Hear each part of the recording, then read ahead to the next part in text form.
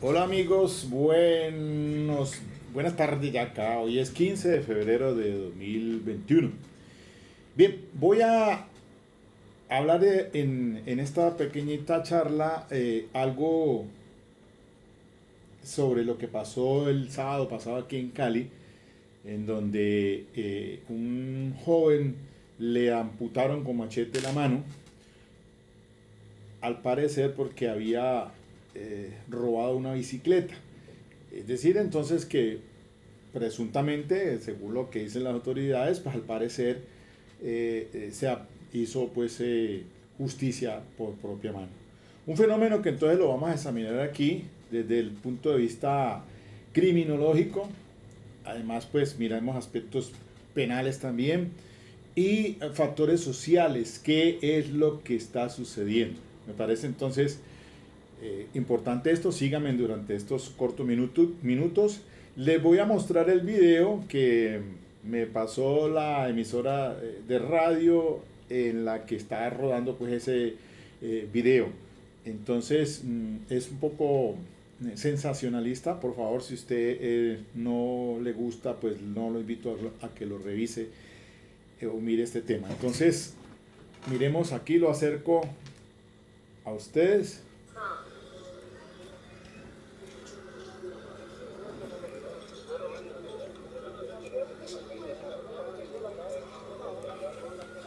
Dios mío, Ahí se ve el muchacho tirado en el piso. ya lo encontré, listo.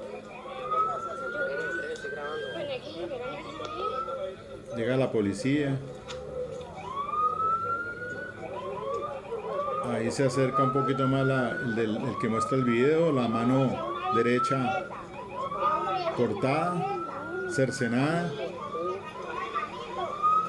Vinieron de una bicicleta.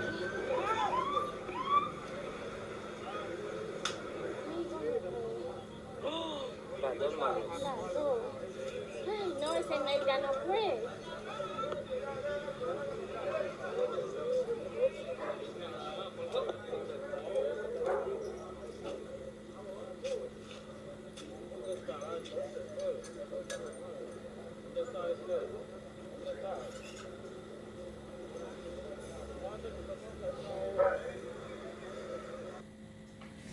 Bien, un poquito fea la cosa, ¿no? Pero bueno, a ver, también revisando este tema que me llama poderosamente la atención, pues quería comenzar antes que nada, pues también voy a recomendarles como el tema de torturas, podríamos decir. Hay un amigo mío, docente en Medellín, en una universidad, el doctor Eider Bolívar Mojica. Él tiene un libro que se titula La tortura en Derecho Internacional, Análisis Jurídico en Derecho Internacional Humanitario en el Derecho Penal Internacional. Ese es de la editorial Grupo Ibáñez. Eider tiene doctorado en Derecho, tiene magíster en Derechos Humanos, en Relaciones Internacionales, en fin, es especialista en Derecho Penal y docente investigador. Entonces les recomiendo esa lectura, puede ser. Y también les recomiendo en estos temas, así porque cuando estaba en la universidad, aquí en la Santiago de Cali, pues yo hice criminología, que fue, en ese entonces no existían especializaciones, sino criminología en ciencias penales y penitenciarias.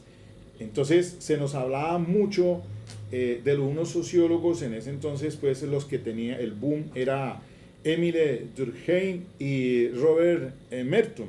Pero hoy por hoy hay otros también sociólogos como son Talcott Parson y Niklas Luhmann, este último alemán del que pues se ha escuchado decir que Gunther Jacobs lo sigue por el tema del funcionalismo. Entonces eso es como una literatura también a la que hay que acudir, toda vez que en estos temas es bueno revisar, por ejemplo, Émile Durkheim, francés, nacido en 1858 y muerto en 17, él tiene unas obras que conocen como la división del trabajo social, las reglas del método sociológico, el suicidio. Talcott Parsons, que nació en Estados Unidos y muere en Alemania en 1902 a 1979, tiene la obra La estructura de la acción. Niklas Luhmann, alemán, nacido en 1927 y fallecido en 1998, él es quien propone la teoría general de los sistemas sociales y tiene unas obras que son la sociología del riesgo en 1991 escrita, y lo mismo que Introducción a la teoría de los sistemas en 1991. Esas son obras de consulta muy importantes en temas de sociología. Entonces, para esto que pues estoy revisando acá, porque es que llama pues poderosamente la atención este tema de la justicia por propia mano. Y dice uno, el vox populi es: la gente está mamada de que la administración de justicia no les resuelva sus conflictos. Entonces, eso tiene mucha importancia allí también para examinarlo. Mire, y por ejemplo acá estaba viendo en el tema de, por ejemplo, que en Irán tiene el sistema del régimen islámico, pues ellos, aquí hay un caso que me llama poderosamente la atención, porque se ha presentado una demanda contra la República Islámica por parte de Reza Safari, quien fue acusado de robo hace 17 años. Y el tribunal lo encontró pues responsable y se le condenó a la amputación de los dedos de la mano derecha. Le cortaron estos 4 dedos. Este iraní de 43 años actualmente se ha convertido en el primer ciudadano en demandar a la República Islámica por aplicar la Sharia, o sea, entre paréntesis, la ley islámica en las cárceles, y por haberlo convertido en un hombre discapacitado para el resto de su vida. Como dada esa situación, el señor pues le amputan esos 4 dedos de la mano derecha, pero dada la situación económica en que cayó el señor, volvió a cometer hurto, y ya en esa ocasión entonces la ley islámica le amputan son los dedos del pie.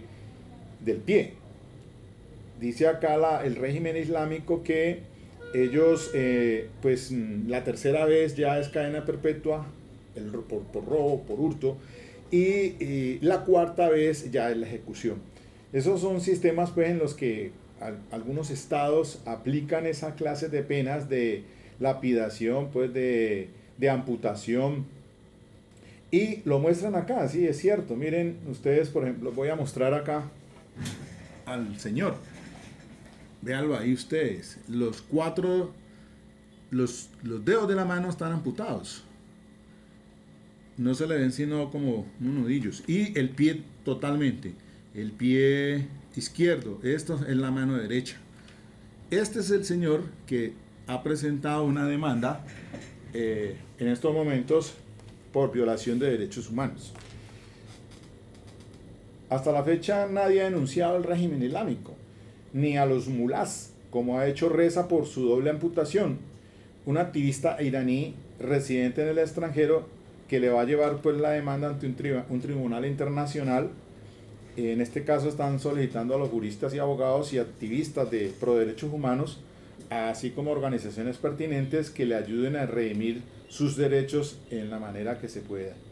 La amputación en el Código Islámico, les decía, esta forma de castigo está impuesta en Irán desde la instauración de la República Islámica en 1979.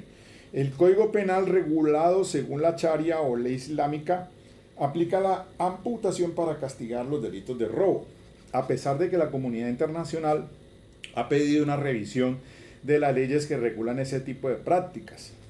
Según el Código Penal Islámico, el castigo por robo es, en la primera ocasión, como les decía, la amputación de 4 dedos de la mano derecha del ladrón sin cortar la palma de la mano. La segunda es la amputación de los dedos del pie izquierdo de manera que quede la mitad de la planta. Y la tercera vez el castigo será cadena perpetua. La cuarta es la ejecución, incluso si el robo se ha cometido en prisión. Bueno, esto es para que ustedes tengan ese tipo de información, porque pues lo que se destaca es el uso de castigos crueles, inhumanos y degradantes, está como la de flagelación, el ahorcamiento, lapidación y la amputación. Recordemos que en la Biblia pues tenemos data de cuando se estaba a una prostituta o a una señora, a una mujer, mejor, que se sorprendió en infidelidad. Entonces al marido le autorizaban de lapidarla, o sea, cogerla a punta de piedras. Es allí cuando entonces Jesús dice pues que que tire la primera piedra el que esté libre de pecado. Un pasaje bíblico pues para uno pues ponerse en reflexión sobre estos temas. Bien, entonces lo que vamos aquí o quiero revisar de pronto un poco es el tema desde el enfoque sociológico, porque pues me llama mucho la atención de que ahora con esto de las redes sociales pues uno escucha opiniones de los ciudadanos, de la gente, del común sobre todo. Entonces, como dicen, en este programa esta mañana decían los locutores y la gente que llama, dice, estamos mamados aquí en Cali de que se estén presentando esta serie de atracos, de asaltos, de robos, como quieran llamarlo, y que cogen al ladrón, se entrega a las autoridades competentes, pero se suelta al otro día, lo ven en la calle. Entonces, diríamos nosotros que hay un fenómeno pues que salta allí a la vista pues frente a veces a la administración de justicia. Yo no soy el que puedo decir aquí calificar si es inoperante o no es inoperante la administración de justicia, pero lo que sí sabemos es que por el tema de la pandemia en estos momentos ya a un año, pues que todo se hace en audiencias virtuales y pues todo el trámite que se está adelantando es a través de correos electrónicos, etcétera, etcétera. Unos dicen y estiman que eso ha sido eficiente, otros que no. Pero el acercamiento de la ciudadanía a las autoridades es esencial. Diríamos que por eso es que se necesita es que la persona que sea atendida en la URI, en la unidad de reacción inmediata, que formule su respectiva denuncia y encuentre entonces un resultado, pues no sabemos muy bien que eso pues no es tan inmediato y a veces lamentablemente vemos situaciones hasta que los mismos funcionarios pues tienen problemas e inconvenientes con los agentes de la policía que hacen esos procedimientos de captura y se dejan a disposición, pero se les rechazan muchas veces. Y por ahí vi un video donde efectivamente un agente de la policía entró en choque con una fiscal por eso. Creo que era por un asunto de encubrimiento, de receptación. Entonces la fiscal le decía pues que no, que mirara a ver qué, déjelo allí y miramos nosotros qué resolvemos, pero ustedes solamente haga el trámite nomás y nosotros vemos a ver qué es lo cómo procedemos. Entonces eso, si uno al interior de la misma institución hay ese choque, ¿cómo será entonces el ciudadano, el de a pie, el que va a instaurar una denuncia y entonces no recibe ninguna respuesta? Pues viene entonces este fenómeno de la justicia por propia mano. No estoy diciendo aquí que es lo que se debe hacer, obviamente estamos en nuestro país, Colombia, somos civilizados, estamos siglo XXI, además que la constitución política pues nuestra señala pues que no no habrá torturas, tratos crueles, inhumanos, degradantes y pues situaciones ni pena de muerte. Entonces, pues eso se da para allá, para esa cultura que les mencionaba del régimen islámico y algunos otros países donde lo vemos también que son de aplicación esas medidas extremas. Pero el asunto es este, ¿no? Mirarlo desde el enfoque sociológico, ¿no? No solamente venir aquí yo a decirles a ustedes, no, es que eso es un problema, pues que sí, que ahí está y miremos a ver qué va a pasar. No, es dónde está la situación con un enfoque criminológico. O decir, hombre, miremos a ver qué está fallando, dónde está el meollo del asunto y entonces cuál sería esa propuesta. Y en esto sí recibo opiniones y escucho a ustedes que están pues atentos de este canal. Miren, cuando estaba haciendo mis estudios en universidad, pues escuchaba a Émile Durkheim. Y entonces, de hecho, nos tocó revisar esos libros que le mencioné para poder entender un poquito más ese fenómeno. En la sociología, digamos la sociología tradicional, a la de hoy moderna, pues diríamos nosotros que el enfoque se daba más que todo es al individuo y no a la sociedad, y eso empezó a cambiar. Quizás de pronto, pues Émile Durkheim, pues los conceptos fueron revolucionarios también con Robert Merton y pues con más claridad ahora Talcott Parsons y Niklas Luhmann. Entonces, así Durkheim definió a los hechos sociales en las reglas del método sociológico como modos de actuar, pensar y sentir externos al individuo y que poseen un poder de coerción en virtud del cual se imponen a él. Durkheim afirmó que la sociedad es algo que está fuera y dentro del individuo al mismo tiempo, gracias a que éste adopta e interioriza sus valores y su moral. El hecho social tiene una fuerte capacidad de coerción y de sujeción respecto del individuo. Por ende, el hecho social no puede reducirse a simples datos psicológicos y la conciencia colectiva prima siempre sobre el pensamiento individual, siendo entonces la sociedad y no el individuo la unidad de análisis primordial de la sociología. Eso lo dijo el maestro sociólogo francés Émile Durkheim. Entonces, ya esto, frente ahora al manejo del funcionalismo, miren que por eso ahora encontramos todo esto de Günther Jacobs, ahora el sistema penal vigente, pues Günther Jacobs se apoya en esa teoría de Niklas Luhmann. Y Niklas Luhmann fue discípulo en la Universidad de Harvard del maestro Talcott Parsons. Entonces, hoy el enfoque dentro de ese funcionalismo es el de, como decimos en penal, para resumirles, la comunicación. Entonces, si le pregunta a uno a Niklas Luhmann, diría, no, es que en esa relación de la sociedad es lo que se comunica.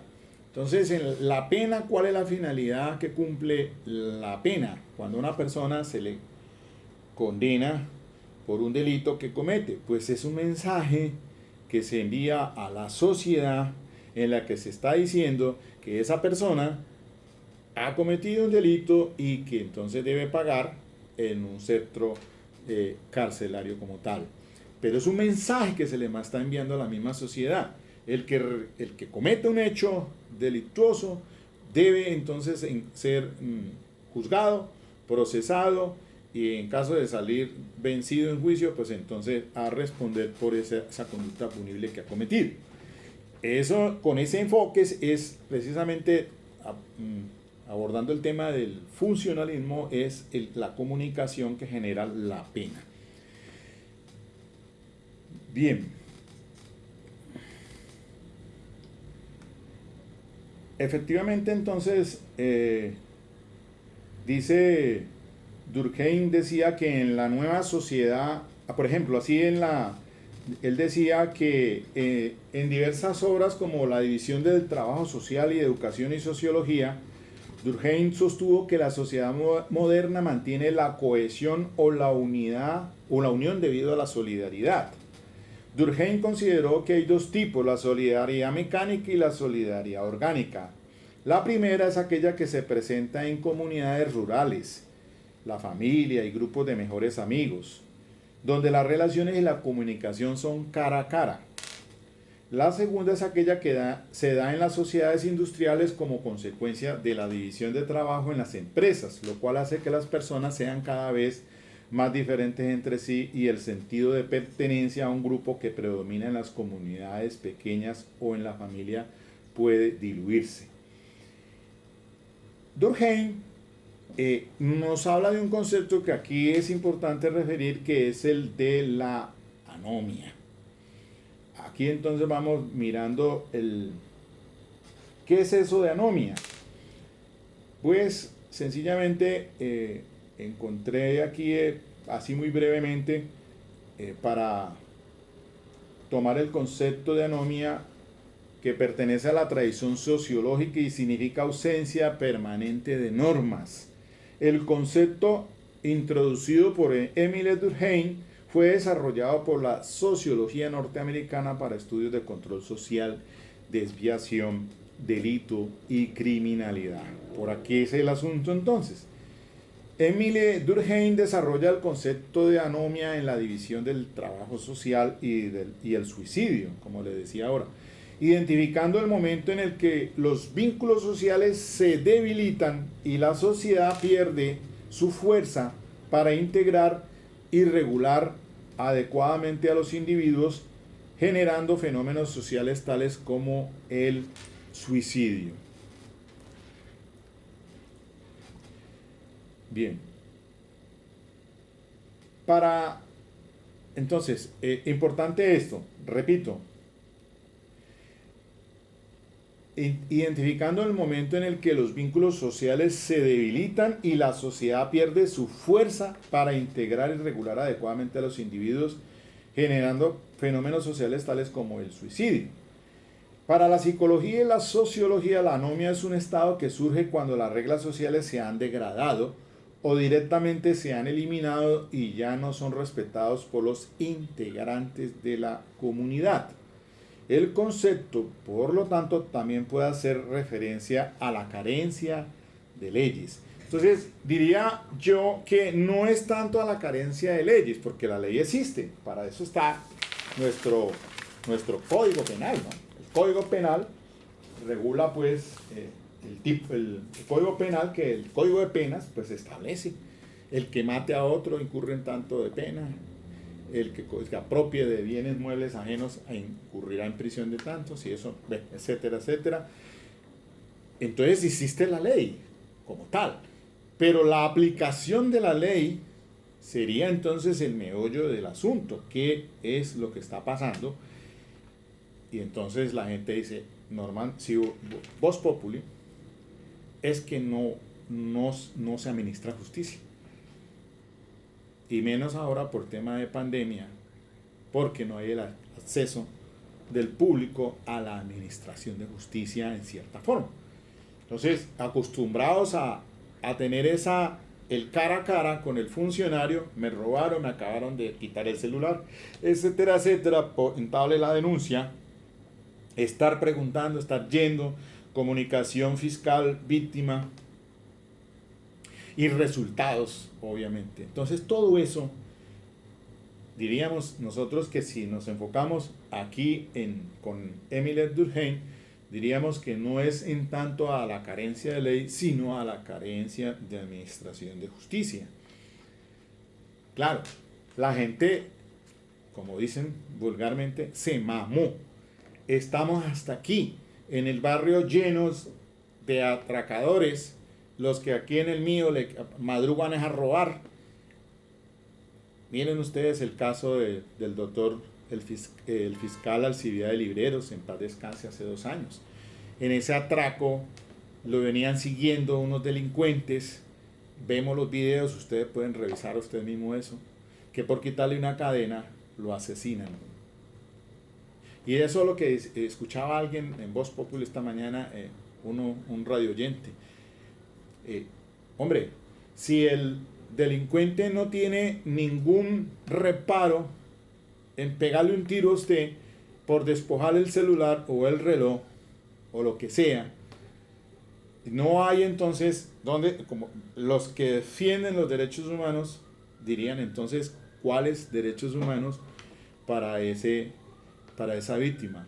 ¿Por qué los derechos humanos siempre entonces para el que comete el victimario? No. Entonces yo aquí no estoy defendiendo nada de esa situación, créanme, estoy haciendo es un análisis para que ustedes entiendan por qué el Vox Populi, o sea, por qué la gente clama y llega a esta clase de conductas. Por supuesto que el que le pegó el machetazo y le cercenó el brazo a esta persona, así haya hecho lo que haya hecho, eso pues obviamente no es el mensaje que se le está enviando a la sociedad, sino que eso es lo que está comunicando más bien, si nos vamos a un funcionalismo, de que la justicia por propia mano se va a imponer, porque como no hay administración de justicia, o la que hay anda o cojea o no llega, que diga lo que digan, entonces se producen esa clase de situaciones, que no debe ser así, por supuesto, porque nadie puede administrar justicia por propia mano, pues para eso están las instituciones y hay que creer en las instituciones. Por eso entonces Estados Unidos, por ejemplo, modelo digamos nosotros que allá pues realmente encuentra uno incluso pues usted sabe muy bien que está en Estados Unidos también existe pena de muerte en algunos estados y vamos a decir entonces de derechos humanos, pues yo creo que eso tiene tanto de largo como de ancho.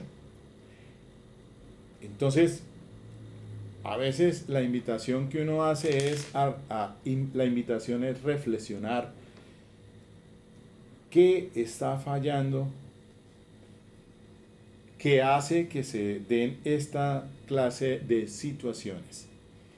Entonces, ustedes pueden profundizar más. Yo solamente quería hacer un planteamiento aquí muy breve, muy corto, y decir y como tratar de encontrar una explicación a todos estos fenómenos, porque vemos a veces que como que está desbordado y se le están saliendo de las manos.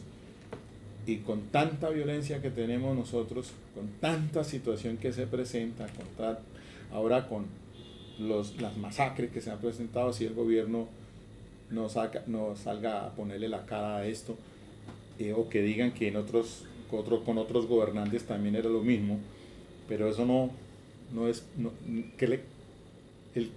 el mensaje que se está enviando, donde no hay un resultado efectivo, nos pone a pensar. Miren ustedes aquí en mi Buenaventura, la gente protestando, tanta violencia que hay en ese pueblo bonaverense,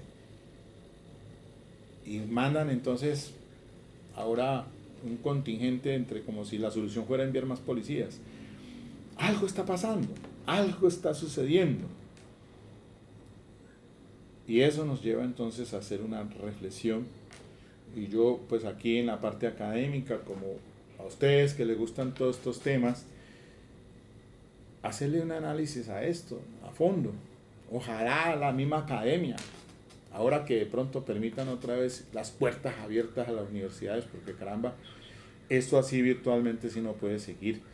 Tenemos que volver otra vez a las universidades presencialmente, a los juicios presencialmente.